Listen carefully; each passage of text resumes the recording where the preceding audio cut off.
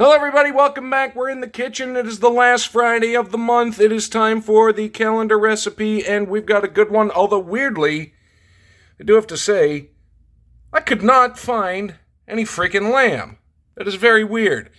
However, we are back. It is beef and lamb meatballs with flatbread, although it will just be beef because, like I say, I could not find lamb. There is the ingredients. There is the process. We do love the process.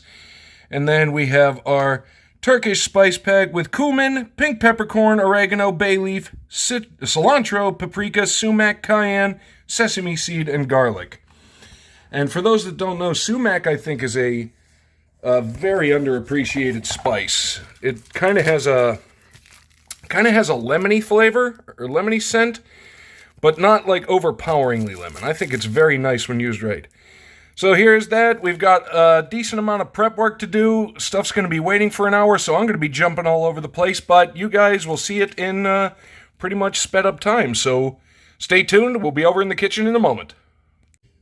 All right, and here we are, and I figured with as much raw stuff as there is going to be and as much moving around as I'm going to do, I figured prep as much as possible, so I only have to glove up maybe once or twice. In the bowl, I have a pound of ground beef.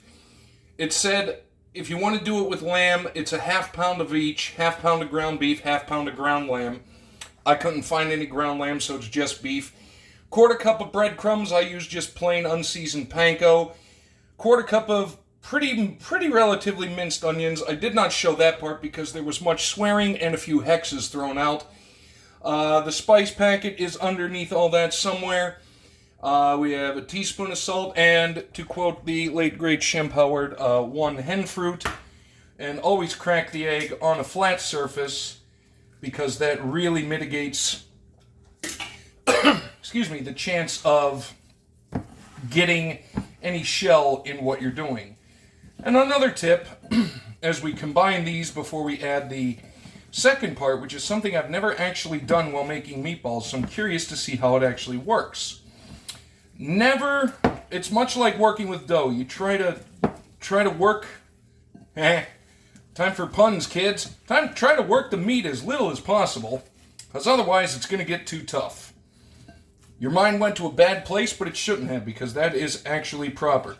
So that is pretty much combined, and it smells, so nice. I just got a whiff of the sumac in there, and like I said in the little cold open, basically what that does is just add a really, really nice little lemon burst without it being too overpowering. And I'm going to wash these anyway, so it's all good there.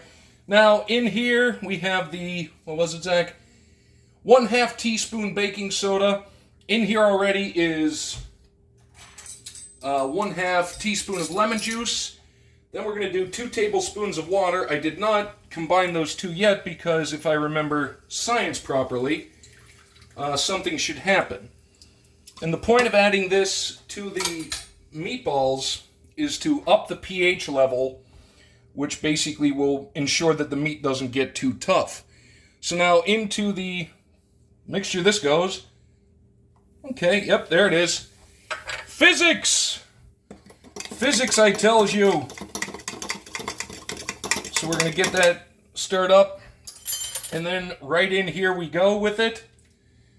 Okay, right over the top, and then combine that all together. Again, trying to keep it as little as possible, although with the baking soda and the lemon juice, it will, I think it will kind of tone down, but we just want to make sure everything is mixed up pretty well.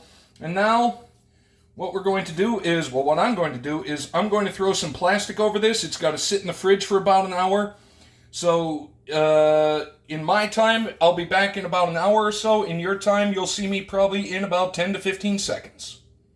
Okay, it has been a little over an hour, and I do have to say, my God, that was a strong onion. I still smell a lot of onion. Rolled the meatballs out because that was repetitive, and I kind of lost my mind for a few moments, into roughly golf ball-ish size shapes. Excuse me, so we are going to get the heat going. We want to get it to high, and then we are going to sear the meatballs in a little bit of olive oil And now I finally get to use the squeeze bottles that I just bought. And I am super, super happy about it. There we go. So a little bit of olive oil. Let that get up. And I have the one glove because I just finished rolling these, so I'm going to put them in with that hand, and then that way, in theory, I don't actually have to wash my hands. Then what we're going to do is we're going to sear them on both sides, or all sides. Then we're going to drop the heat down to about a medium, cover them, and we're going to let them get to 165 Fahrenheit, which is 73.974 C. And, well, basically I'll probably speed up a lot of that stuff, or we'll do a jump cut, and then we've got to make the yogurt sauce, and then hopefully very soon it'll be time to eat. So we should be right about ready to go. So let's get going.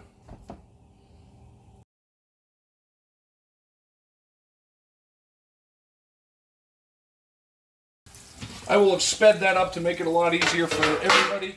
So now, basically, we're going to let these go. I'm going to continue turning them.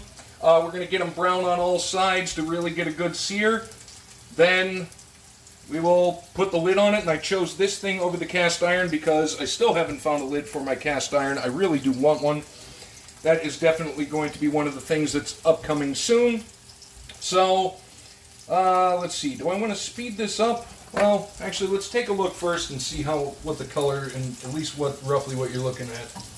Maybe a little bit longer, because you want to get a little bit of a char, a little bit of that kind of burnt, which is the sugars and all that basically caramelizing, and that really is what gives you that nice flavor and locks in the moisture.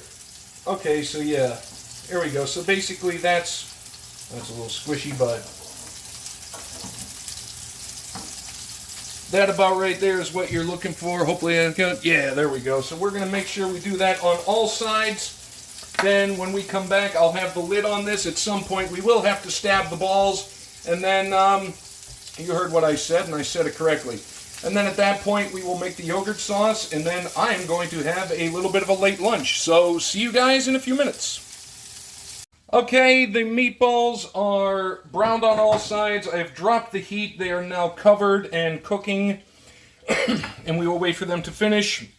So now we are going to prepare the rest of the little accompanying yogurt sauce. It is in here already. We have 1 cup of just plain old Greek yogurt.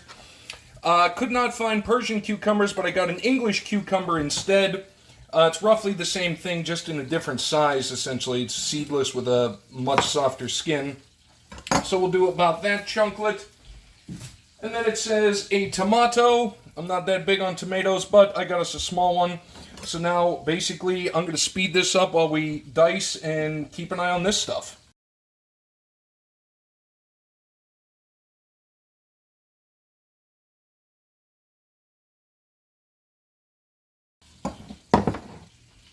Okay, we've got the cucumber kind of cut up in there. Let's take a look. Oh, these smell so good. It's that just real herby grass, not grassy, but like just vegetal, that herb smell, that traditional herb smell that you think of. Oh, it smells so good. And then every now and then, just a little bit, a hint of the lemon from the sumac. All right, and I like mine a little darker. So now we have the cucumber in there. Now we're going to speed up through El Tomato here.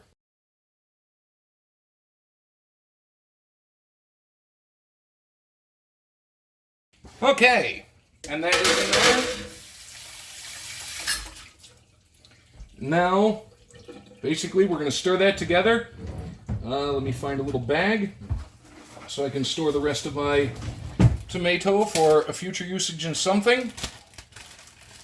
Get that stirred up, and then basically we got to wait for the meatballs to finish, and then at that point we will be plated up and give it a taste test, and we will go from there. All right, and I'm actually going to sit at the table like a semi-responsible human being. We have got a couple of meatballs on just the store-bought flatbread. Oh, it smells so good. It's got that, I love just that roasted meat flavor, and then underneath it you get all that greenery and all that lemon. of the spice. We're going to put on some of the good old yogurt sauce. Do that right there. It says to fold it up and eat it like a taco, but I don't think I am skilled enough to do that. But we are going to flip it over in just a moment. And then we're going to see just how good, and hopefully this tastes as good as it looks, and I am really excited for it. And we're back. Oh, it smells so nice. You know, and I freely will admit that I have never been the biggest fan of cucumber. But then again, when you put it in stuff like this, oh man, it just smells and looks so good. We're going to get a little sample bite up here. And Meatballs came out well. It was about 10 total minutes with the heat on pretty much low because there was a lot of residual heat in the pan. So we've got our flatbread. We have got our meatball. We're going to get a little bit of the sauce. Going to give you guys a taste. I am most likely going to very much enjoy it, and then I am going to very much enjoy finishing off my lunch if I can do it.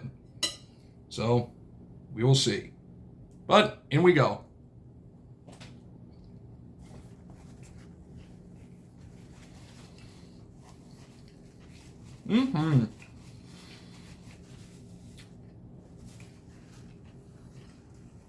I have to say, it's so nice to sit at this table and have the camera pointed at me and actually be eating something good. Because the last time it happened, it was gum that kind of defied space-time. But this is delicious. This is really good. Really wish I had taken a better care to slice the flatbread, but with the yogurt sauce and the cucumber and all the spices in there, and you know what? I have to say, kudos to it. The baking soda really helped. Those are rather tender, and I'm shocked. And they stayed together in the pan. I was concerned about that, but my concern was for naught. Yep. This was a good day. I'm going to finish my lunch.